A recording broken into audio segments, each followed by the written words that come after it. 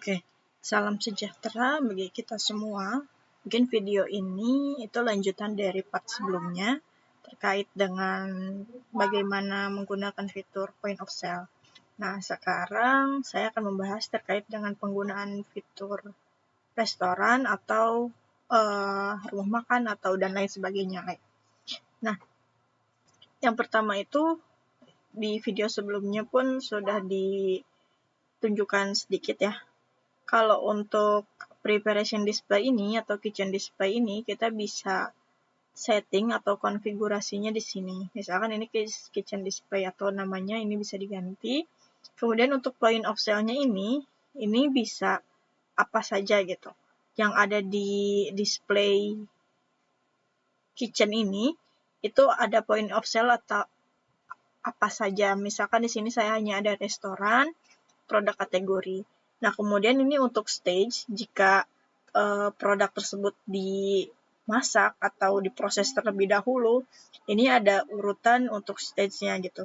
Ada proses masak, kemudian ada proses mulai penyajian, kemudian ada proses komplit yang artinya sudah diserahkan kepada pembeli kayak gitu. Nah, misalkan di sini untuk pembuatannya ini berapa menit, ini kita bisa settingkan di masing-masing ini, seperti ini. Nah, kemudian ini nanti bisa kita save. Nah, selanjutnya saya langsung saja ke bagaimana cara membuat transaksi di restoran. Ini sama, bisa open register terlebih dahulu. Nah, opening cash ini biarkan saja 50.000. Kemudian open session. Nah, di sini untuk tampilan awal ini merupakan tampilan nomor meja. Kebetulan nomor meja ini baru saya settingkan 1, jadi misalkan kita pilih nomor meja ini. Nah, untuk satu meja ini ada berapa orang atau ada berapa tamu. Nah, kita bisa pilih di sini atau kita bisa input di sini ada berapa orang atau ada berapa tamu dalam satu meja. Ini bisa kita oke. Nah, kebetulan yang bisa dimasak di sini ada capcay. Misalkan untuk capcay ini pesan 3 porsi. Nah, kemudian kita bisa order di sini atau untuk mulai proses masak gitu ya. Nah, bisa kita order. Secara tampilan di sisi kitchen display, kita bisa lihat di sini. Di sisi kitchen display itu sudah ada yang in progress 1. Dan kalau kita cek di preparation screen, harus dimasak sebanyak 1. Dengan tamu 2, untuk capcaynya ada 3, seperti itu. Ini untuk tampilannya. Nah, kemudian jika payment ini sama seperti sebelumnya ya. Ini payment seperti ini, atau kita bisa ke kas restoran, ini apapun. Ini sudah seperti ini. Misalkan ke kas restoran ya.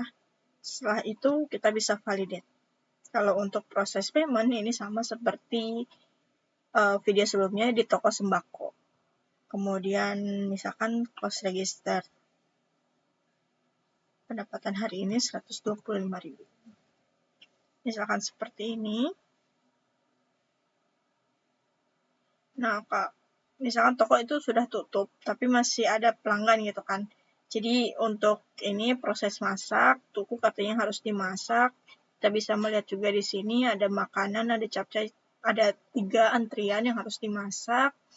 Kemudian jika ini sudah ready, kita bisa geser ke sampingnya dengan mengklik. Ini sudah pindah ke sisi ready. Ready ini artinya siap diantarkan ke pembeli ya atau ke customer. Nah, jika sudah diantarkan kepada customer, kita bisa klik lagi. Ini sudah ada di stage-nya komplit seperti ini. Nah, kalau ini sudah disampaikan kepada customer, kita bisa klik done untuk proses pesanan untuk 2 tamu ini seperti itu. Kita bisa done, kemudian done di sini. Selesai.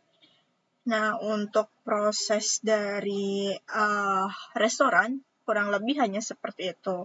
Nah, di sini untuk in progress sudah kembali menjadi 0. Untuk average time ini rata-rata waktu masaknya itu berapa, seperti itu. Itu hanya kalkulasi ketika kita proses masak.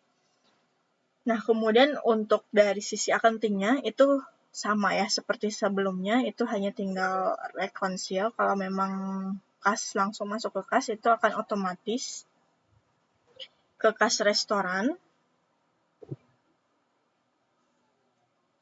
Nah, di sini otomatis masuk ke kas restoran. Kalau untuk kas ya, ini sama seperti video sebelumnya. Yang membedakan di sini hanya transaksikan restoran. Ini ada fitur untuk proses memasaknya terlebih dahulu. Mungkin untuk video bagaimana cara pembuatan atau transaksi POS cukup sekian dari saya, dan terima kasih.